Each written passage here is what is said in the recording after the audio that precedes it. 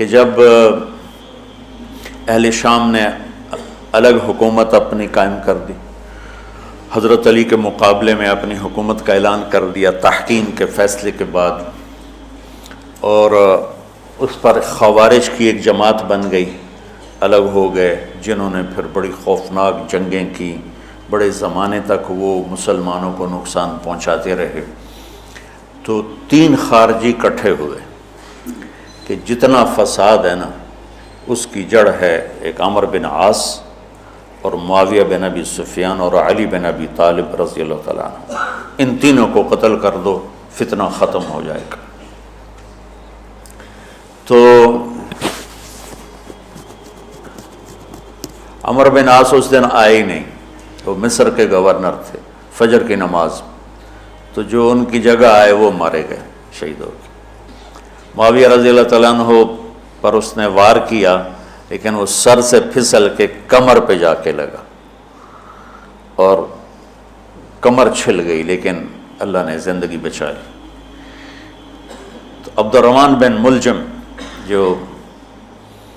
جس نے حضرت علی کو شہید کیا، یہ آیا ہوا تھا کوفے میں، تو لوگوں نے کہا امیر المومنین یہ اس کے ارادے اچھے نہیں نظر آتے، تو اس کو ہم پکڑ نہ لیں۔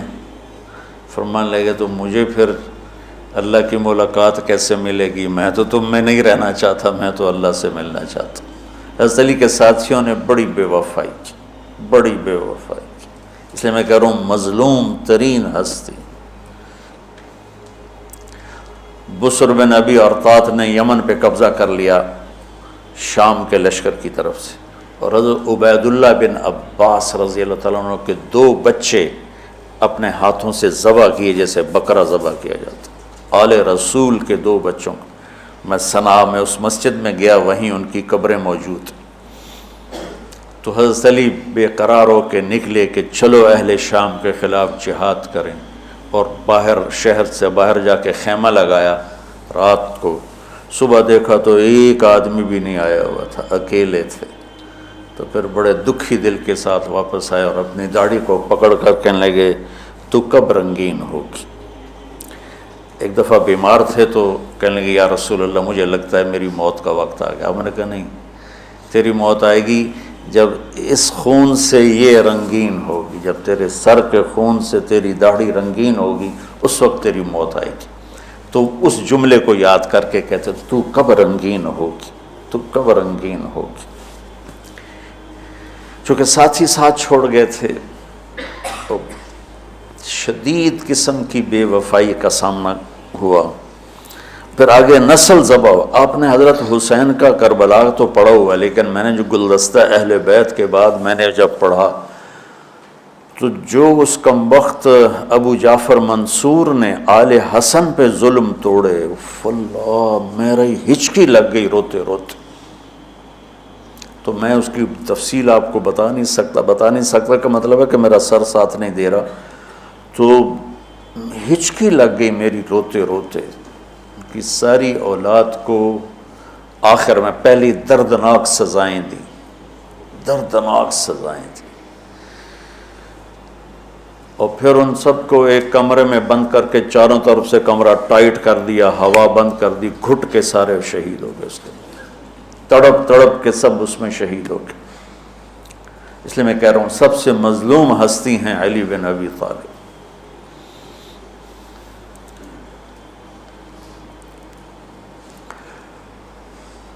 تو فرمانے لگے اس کو پکڑو گے تو میں شہید کیسے ہوں گا؟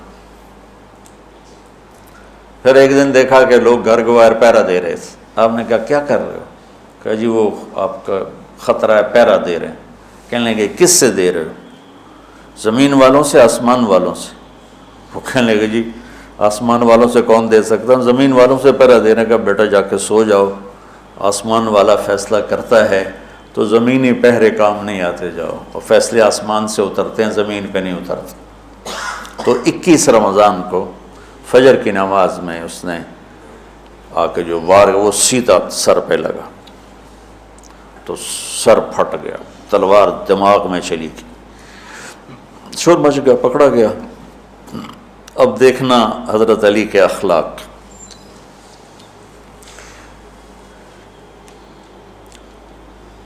لوگ اکٹھے ہو گئے. حضرت زینب کو پتہ چلا تو وہ بھاگی بھاگی آئیں اور رونے لگی، واہ ابتا واہ ابتا. تو وہ کہنے لگا، وہ لوگ کو پٹی پٹی باندھنے لگے تو وہ کہنے لگا ابن ملجم جتنی مرضی پٹیاں باندھ لو، اب یہ مر کے ہی رہے گا. اس تلوار کو 1 مہینہ زہر میں ڈبو کے رکھا ہے پھر وار کیا ہے. تو اس پر تو بڑے سے بڑے حلیم کو غصہ آ جانا چاہیے.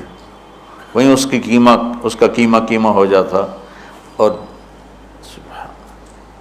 حضرت علی کیا کہہ رہے ہیں، بھائی اس کے لیے نرم بستر بچھاؤ، اس کو گرم گرم کھانا کھلاؤ، اسے ٹھنڈا ٹھنڈا پانی پلاؤ.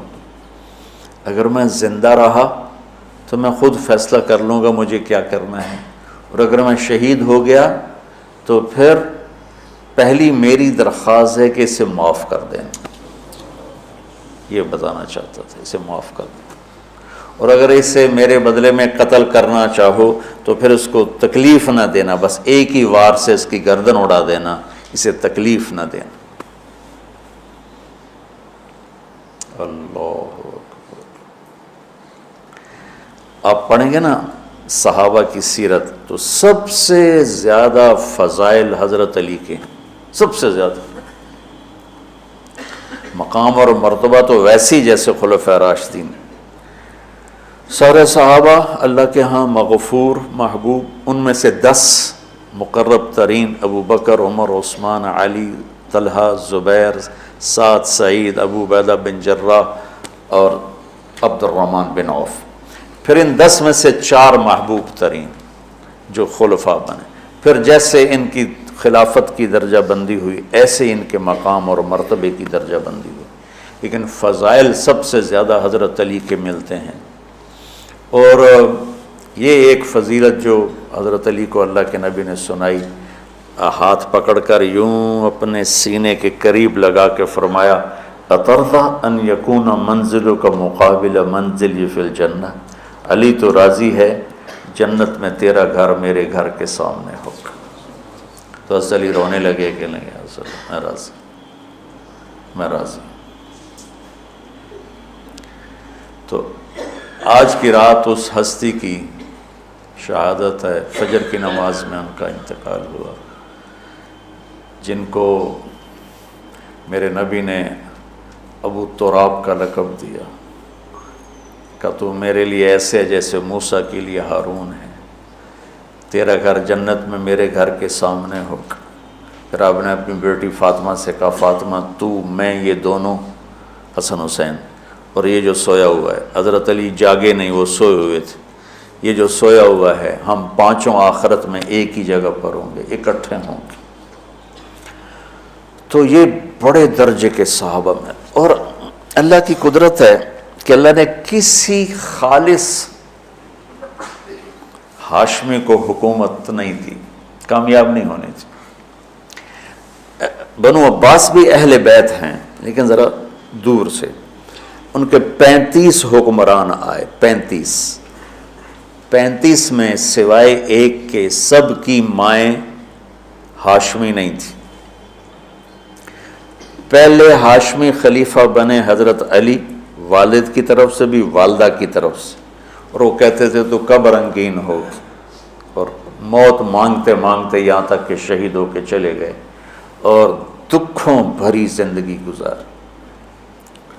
وَلَقَدْ رَأَيْتُهُ فِي بَعْضِ مَوَاقِفِهِ وَقَدْ أَرْخَى اللَّيْلُ سُدُولَهُ وَغَارَتْ نَجُومُهُ وَهُوَ قَائِمٌ يُصَلِّي فِي الْمِحْرَابِ قَابِضًا عَلَى لِحْيَتِهِ يَتَمَلْمَلُ تَمَلْمُلَ السَّلِيمِ وَيَبْكِي بُكَاءَ الْحَزِينِ وَيَقُولُ لِلدُّنْيَا إِلَيَّ تَغَرَّرْتِ وَإِلَيَّ تَشَوَّقْتِ وَإِلَيَّ تَزَيَّنْتِ وَإِلَيَّ تَشَوَّفْتِ آهٍ آه من قلة الزاد وبعد السفر ووحشة الطريق آيتها الدنيا غري غيري قد بتتك الثلاث عمرك قصير ومجلسك حقير وخطرك يسير آه آه من قلة الزاد وبعد السفر ووحشة الطريق.